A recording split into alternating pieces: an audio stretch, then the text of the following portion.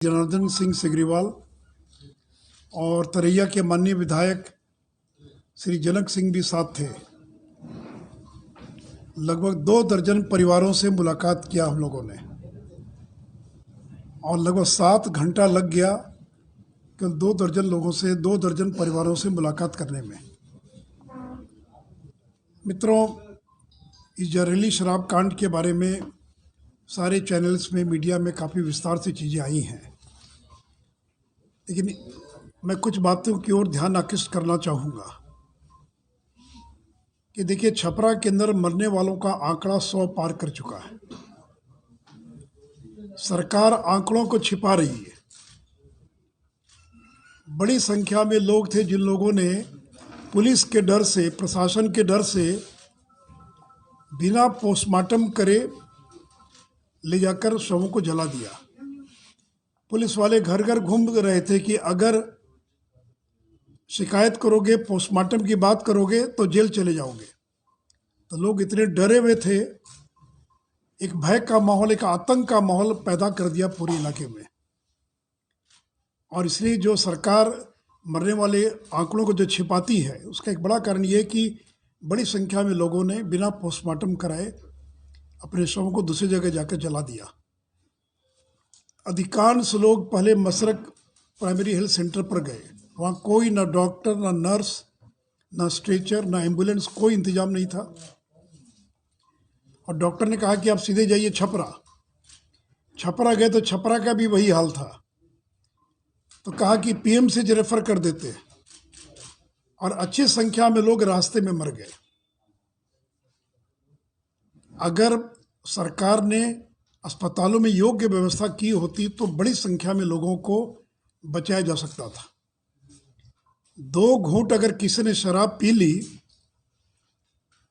तो उसको मार दिया जाए, उसको मरने दिया जाए, ये कहीं भी नीतीश जी आपकी नैतिकता नहीं हो सकती है। आप करें कि जो पिएगा वो मरेगा, तो पूरे प्रशासन ने यही इंतजाम कर दिया है कि जो पिएगा वो मरेगा। ऐसा इंतजाम कर दिया पुलिस ने, प्रशासन ने कि पियो और मरो, तुमको बचने का अधिकार नहीं है, तुमको जीने का अधिकार नहीं है। तो क्या 2 घूंट अगर पी लिया किसी गरीब ने, जो कानूनी गलत है, तो क्या उसको मरने दिया जाए? परिवार के लोग अपने आंखों के सामने लोगों को मरने दे रहे हैं, क्योंकि डर है कि पुलिस पकड़ कर ले जाएगी। तो इसलिए जो नीतीश जी कहते हैं जो पिएगा वो मरेगा, जैसे मैंने कहा कि प्रशासन ने ये इंतजाम कर दिया कि पियो और मरो, पिएगा वो मरेगा। ये कहीं लिख दीजिए कानून के अंदर कि जो पिएगा वो मरेगा। अपने कानून में क्यों नहीं लिखा? एक बड़ा से बड़ा अपराधी भी अगर घायल हो गया तो अस्पताल में उसका उपचार और इलाज होता है। लेकिन यहाँ इतने निर्दयी, इतने संवेदनहीन हो गए मुख्यमंत्री कि लोगों को मरने दे रहे हैं, लोगों को जीने का अधिकार नहीं है, लोगों को मरने दिया जाए, और बड़े बड़े अहंकार के साथ कहते हैं जो पिएगा वो मरेगा। तो इसलिए मित्रों, ये कुल मिलाकर जो स्थिति बनी है, और ये भी लोगों ने बताया कि जो जहरीली शराब थी वो थाने से उसकी आपूर्ति की गई। जो थाने में जब्त हुई शराब रखी हुई थी ड्रम में, बाकी में, उसमें से शराब गायब हो गई, स्पिरिट गायब हो गई। और थाने वालों ने, पुलिस प्रशासन ने उस स्पिरिट की आपूर्ति कर दिया। जो बनाने वाले लोग थे, जो लोकल बनाने वाले लोग थे, इसलिए जो जहरीली शराब से लोग मरे, इसके लिए अगर कोई जिम्मेवार है तो शासन और प्रशासन जिम्मेवार है, क्योंकि आपने जहरीली शराब परोसने का काम आपके महकमे ने किया, सरकार के लोगों ने किया। और मरने वाले जितने भी हैं, दलित, महादलित, अति पिछड़ा, आदिवासी तो इस इलाके में नहीं है, लेकिन 90% जो मरने वाले हैं वो समाज के इन्हीं गरीब तबके के लोग हैं जिनको मरने दिया गया है। और देखिए सरकार आंकड़ों को कैसे छिपाती है। नेशनल क्राइम रिकॉर्ड ब्यूरो है भारत सरकार का, जिसमें हर अपराध का आंकड़ा राज्य सरकार भेजती है, क्योंकि भारत सरकार कोई आंकड़ा इकट्ठा नहीं करती है, राज्य सरकार आंकड़ा भेजती है। नेशनल क्राइम रिकॉर्ड ब्यूरो के अनुसार 6 साल में बिहार में केवल 23 मौत हुई है, 23। कोई इसको विश्वास करेगा, कोई भरोसा करेगा इस बात पर कि केवल 23 मौत हुई है? जो गोपालगंज में पहला कांड हुआ खजूरबन्नी में, जिसमें 19 लोग मरे और 14 लोगों को सरकार ने मुआवजा दिया, उस साल आंकड़ा सरकार दिखा रही है केवल 6 लोगों के मरने का पूरे बिहार के अंदर। तो सरकार आंकड़ों को किस तरह से दबा रही है, ये उसका एक उदाहरण है कि सरकार आंकड़े भेज नहीं रही और कहती देखिए हमारे तो बहुत कम लोगों की मौत हुई। अब अखबार लिख रहा है बिहार के छपरा में 70, 80, 90, 100 कुछ भी लिख रहा है, लेकिन सरकार के आंकड़े में लिस्ट में वो अज्ञात बीमारी से मौत है। वो तो उसी को मौत मानेंगे जहरीली शराब से, जिसका पोस्टमार्टम हुआ नंबर 1, पोस्टमार्टम के बाद जिसका विसिरा जांच के लिए गया फॉरेंसिक लैब में, 2 महीने बाद उसकी रिपोर्ट आएगी। उस रिपोर्ट में अगर जहर पाया गया तब जाकर वो जो है माना जाएगा कि वो जहरीली शराब से मौत हुई है। तो 6 साल में सरकार कह रही है कि केवल 23 मौत हुई है बिहार के अंदर, और मुख्यमंत्री कह रहे हैं कि किसी भी कीमत पर मैं मुआवजा नहीं दूंगा। मेरे पास एक अखबार की कटिंग है अगस्त 2018 की, रोहित कुमार सिंह, उन्हीं की स्टोरी है, जिसे मुख्यमंत्री कह रहे हैं says compensation to be given when liquor proved cause of death. मुआवजा दिया जाएगा अगर ये प्रमाणित हो गया कि मौत का कारण जहरीली शराब है। ये खजूरबन्नी की घटना के बाद है। और आगे मुख्यमंत्री कहते हैं he said if the deaths are due to hooch यानी जहरीली शराब, compensation of rupees 4 lakh each would be given to the family members of the victims। ये मुख्यमंत्री का बयान है जो सारे अखबारों में छपा। और इतना ही नहीं, तो बिहार उत्पाद अधिनियम 2016, जो बिहार उत्पाद अधिनियम 2016 है, उसकी धारा 42, उसकी धारा 42 कहती है कि मृत्यु होने पर डीएम को यह पावर है कि 4 लाख रुपया मुआवजा दिया जा सकता है। ये Bihar excise and prohibition act 2016, मैं उसके अंश को पढ़ना चाहूँगा। मैंने उसकी कॉपी आपको लगा दिया, उसके अंदर आपके एनेक्चर में दिखेंगे पेज नंबर 4 जो है उसके अंदर वो दिया हुआ है, उसकी कॉपी मैंने लगा दिया है। मैं 2 मिनट पढ़ता हूँ। कॉम्पनसेशन भुगतान करने हेतु कलेक्टर द्वारा आदेश, दंड प्रक्रिया संहिता 1973 में इस अधिनियम के अधीन डीएम को अधिकार है कि आदेश पारित करते समय यदि उसे लगता है कि किसी स्थान पर बेचे गए शराब के सेवन के कारण किसी व्यक्ति की मृत्यु हुई या बीमार हुआ, तो वह निर्माता विक्रेता चाहे वह किसी अपराध में दोष सिद्ध हुआ हो या नहीं, कॉम्पनसेशन के रूप में प्रत्येक मृतक के प्रतिनिधि को कम से कम 4 लाख रुपया, गंभीर रूप से क्षतिग्रस्त व्यक्ति को 2 लाख रुपया एवं किसी अन्य चोट खाने वाले व्यक्ति को 20,000 रुपया भुगतान करने का आदेश देगा। जिले का कलेक्टर लोक मांग वसूली अधिनियम के तहत लोक मांग के अनुरूप उक्त कॉम्पनसेशन विक्रेता निर्माता से वसूल कर सकेगा। मतलब क्या हुआ कि जो विक्रेता है, जो मैन्युफैक्चरर है, जो सेलर है, उससे पैसा वसूला जाएगा और उससे पैसा वसूल कर मरने वाले या बीमार लोगों को पैसा 4-4 लाख 2-2 लाख रुपया दिया जाएगा। तो सरकार ने गोपालगंज में क्या किया कि पहले 4-4 लाख रुपया दे दिया, क्योंकि वसूलने में समय लगेगा, बाद में उसको वसूल लेंगे, और 4-4 लाख रुपया लोगों को दे दिया। तो अगर खजूरबन्नी में 4 लाख रुपया दिया गया तो आज जहरीली शराब कांड सारण में क्यों नहीं दिया जाएगा? और इतने गरीब लोग हैं, नीतीश जी आपकी संवेदना मर गई है क्या? एक बार जाकर देखिए, जो पत्रकार गए, कितने गरीब लोग हैं, किस प्रकार के लोग हैं जिनको कुछ पता नहीं है, मौत के अलावा कुछ नहीं जानते हैं। क्या उनके बच्चों को जीने का अधिकार नहीं? वो भीख मांगेंगे? मामूली बात पर सरकार 1-2 लाख रुपया दे देती है। कोई अगर रॉन्ग साइड चल रहा सड़क पर और दुर्घटना में मौत हो जाए तो उसको भी 4 लाख रुपया मिल जाता है। तब तो सरकार नहीं ना कहती है कि चूंकि आप रॉन्ग साइड चल रहे थे इसलिए आपको मुआवजा नहीं मिलेगा।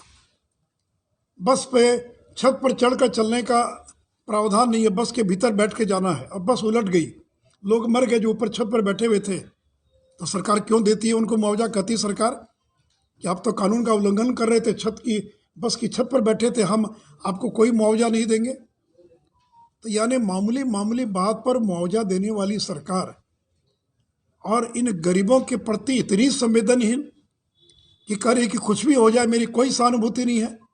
अरे मर गया कोई आदमी, गरीब आदमी मर गया, कोई सहानुभूति तो होनी चाहिए, संवेदना तो होनी चाहिए। ठीक है, आप कह सकते गलत काम किया, लेकिन फिर भी मृत्यु हो गई, मौत हो गई, तो मैं शोक व्यक्त करता हूँ, मैं संवेदना व्यक्त करता हूँ। लेकिन इतनी हृदयहीनता, इतनी संवेदनहीनता कि मुख्यमंत्री कहे कि मेरी कोई और किसी प्रकार का और मेरी कोई सहानुभूति नहीं ऐसे लोगों के प्रति। ठीक है, उनके प्रति आपकी सहानुभूति नहीं भी हो सकती है, उनके परिवार के प्रति तो सहानुभूति होनी चाहिए ना। क्या ये सरकार दलित विरोधी है, अति पिछड़ा विरोधी है? ये सरकार जो आदिवासी है उनके उसकी विरोधी है? तो कल तो आप ये भी कर सकते उसकी विधवा को विधवा पेंशन भी नहीं मिलेगा क्योंकि उसका परिवार गरीब पीकर मर गया, सरकार की किसी योजना का लाभ नहीं मिलेगा। और ये आपका कानून कहता है, जिस कानून की फोटो मैंने आपके सामने सबों को दे दिया है, उसके अंग्रेजी की भी कॉपी है। जो अंग्रेजी लेना चाहेंगे उनको अंग्रेजी कॉपी दे दूंगा। तो अगर एक्साइज और प्रोहिबिशन एक्ट की धारा 42 में यह प्रावधान है तो मुख्यमंत्री जी आपको देना पड़ेगा। और इन गरीबों को मुआवजा दिलवाने के लिए भारतीय जनता पार्टी और किसी भी सीमा तक जाएगी। इसे मैंने लिखा कि पहले मौत पर हंसो फिर कहो शोक नहीं मनाऊंगा। तो मौत पर हंसता कोई व्यक्ति हंस रहे हैं और फिर जो गुस्से में तो इतना रौद्र रूप धारण कर लिया। जब मेरे साथ थे तो मैंने कभी नहीं देखा उनका ये स्वरूप। या तो लालू की संगत का असर है या कोई और बात है। बीजेपी वालों को कह रहे हैं कि भगाओ इनको, बीजेपी वालों को कह रहे हैं कि बर्बाद हो जाओगे। ये भाषा नीतीश कुमार की, कभी लालू यादव के लिए भी उन्होंने इस भाषा का प्रयोग नहीं किया होगा जब वो विपक्ष में थे। लेकिन आप जिनके साथ 17 साल रहे उनके लिए आप इस प्रकार की भाषा का प्रयोग कर रहे हैं। तो इसलिए मित्रों, और छोटे मोटे 2-4 अधिकारियों को सस्पेंड कर दिया। लेकिन वहाँ के डीएसपी, उसी के बगल में घटना घटी जिसमें 7 लोग मरे थे जहरीली शराब पीने से।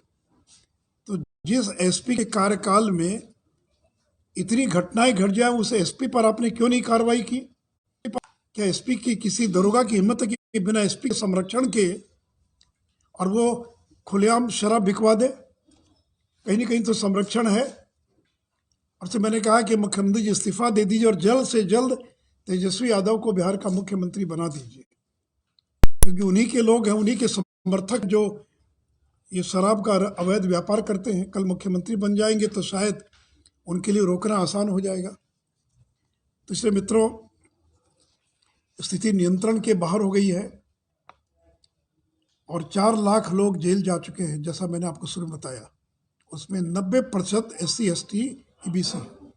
और इतने गरीब लोग जेल चले गया तो बेल कराने की भी उनके पास पैसा नहीं कि वो बेल करा सके, इतनी भी क्षमता उनकी नहीं है।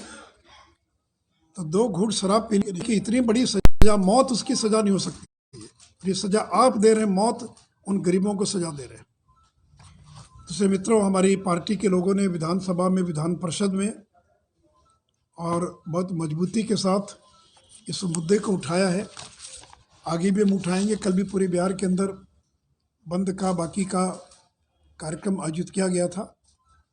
तो इसलिए मुख्यमंत्री जी को संवेदना दिखानी चाहिए, बीजेपी के लोगों से क्षमा याचना करनी चाहिए और तत्काल उन गरीबों को 4 लाख का मुआवजा देना चाहिए।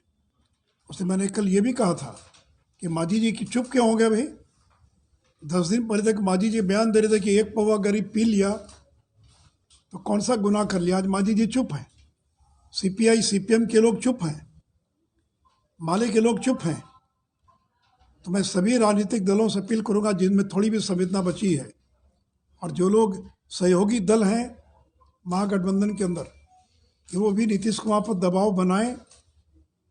ठीक है, आप ही को श्रेय मिल जाए, हमको कोई दिक्कत नहीं, आपको श्रेय मिल जाए, लेकिन उस गरीब को मदद मिलनी चाहिए। और मैं तो मांझी जी को कहूँगे, बात जाकर आइए, आप तो दलितों के नेता बिहार के, आप क्यों नहीं गए? चिराग पासवान गए, पारस जी गए, आपको भी जाना चाहिए था। क्या जो मरे वो दलित नहीं है? क्या आप नहीं गए? वहाँ पर रोज़ बयान देते थे शराबबंदी हटाने के पक्ष में। हम तो शराबबंदी हटाने के पक्ष में नहीं हैं, हम शराबबंदी के पक्ष में। और एक बात और पत्रकारों को बता दूं, ये शराबबंदी का जब निर्णय हुआ उस समय भारतीय जनता पार्टी विपक्ष में थी, हम सरकार में नहीं थे। लोग भूल जाते, इसलिए बहुत सारे लोगों को याद नहीं रहता क्या हुआ। और नीतीश जी ने पहले एसके मेमोरियल हॉल के बाद घोषणा कर दिया, बिना पूछे घोषणा किया, अब फिर आए समर्थन मांगने, फिर भी हम लोगों ने साथ दिया। हम तो विपक्ष में थे। तो ऐसा नहीं कि कोई नीतीश जी ने बैठक बुलाई हो, क्या करना चाहिए बताइए, सब लोग सुझाव दीजिए, आपने घोषणा पहले कर दिया तो लागू करना आपकी जिम्मेवारी है, हम सहयोग करेंगे।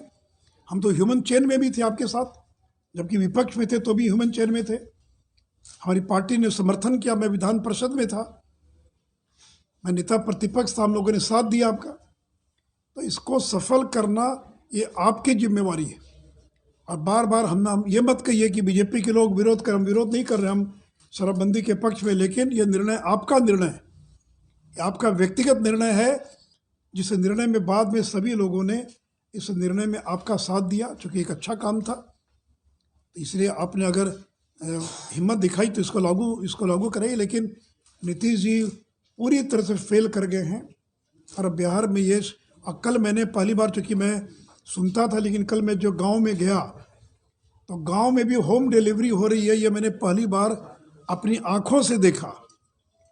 जो मृतक परिवार था वो कह रहा, हमने कैसे वो शराब पहुंच गया जी? तो बोला कि जो बेचने वाला है वो मोबाइल से, जब शराब की खेप आ जाती है तो मोबाइल से वो मैसेज देता है कि शराब आ गई, आप आके ले जा सकते हैं, और फिर अगर आप मैसेज देंगे तो आपके घर भी पहुंचा देगा। तो गांव में होम डिलीवरी हो रही है। शहर की बात तो छोड़ दीजिए, और बड़े लोग नहीं, एक भी मरने वाला बड़ा आदमी नहीं है, कुछ होंगे एक दो लोग, सब मरने वाले गरीब लोग।